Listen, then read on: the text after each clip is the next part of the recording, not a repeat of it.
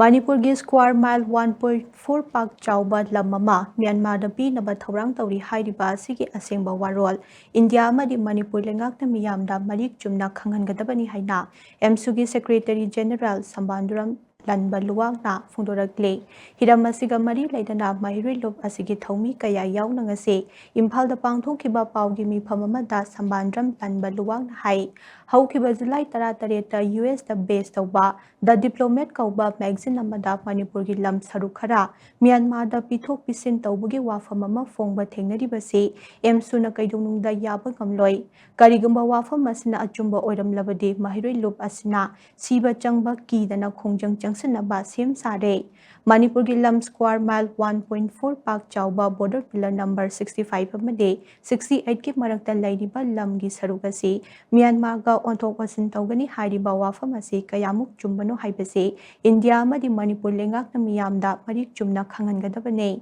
Manipur gi miyambu usit thawoidaba amade karisu laitana khanba oiragade maduda thoklakpa afafatagi tekchak pomba lengak loisingna pugadabani haina mahakna phongdokhe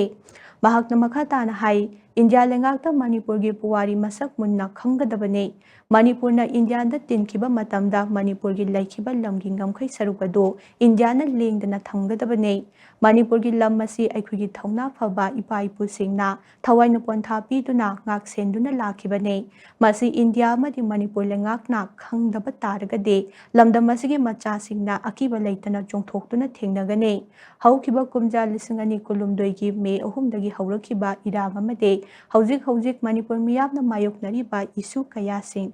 asil loisinbagi mahutta India lengakna chatharakliba thawong ase Manipur mache tana thuwaina ba honarakpani haina lawe hauzik lamdam asige miyamna mayoknari ba phongphong sari ba isu sing ase nathairaga Manipur gi lam Myanmar da pithokani haiba ase miyam hena wana ba amade maichakna ba sinba thawong ne Manipur lengak hauzik ti mikap thokpa matam oire haina mahakna makhataki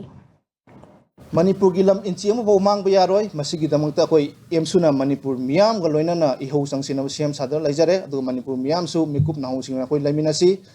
ngasi mak tholi irang asi loisanbagi mahutta border pillar da muk mai onslak pai besi Manipur da thoi irang asi hena sautho kanda koi masen hanana ba koi masen sunana ba siliba se khudak ta lekodamni lepta ba targadi Manipur miyam koi khojang changsilagani adu ga loinana government of India na Manipur gi boundary issue si losan gi hai targadi Manipur miyam ga tanakadabani Manipur da laiba CSO jing tanarangkodabani Manipur da laiba mahiroi loop sing se hana tanabirangkodabani karigumba tan da thokpa targadi Manipur si amuk hena tandu laita da ba phibam da koi lakani hai basi emsuna thamjari